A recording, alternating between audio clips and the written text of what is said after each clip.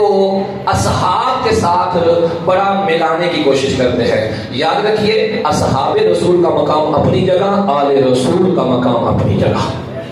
یہ کوئی لڑائی جھگڑے کی بات بالکل بھی نہیں ہے.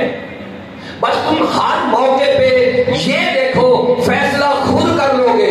اگر نبی نے امت کو اصحاب کے حوالے کیا ہے تو ہم آپ کے ساتھ ہیں، اور اگر آل کے حوالے کیا ہے تو پھر آپ ہمارے ساتھ ہو جائیں.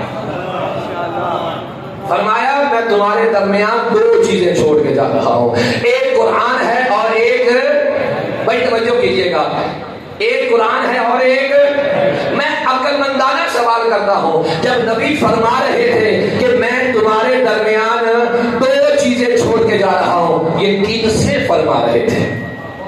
میں جاتا ہوں کن کو کہہ رہے تھے؟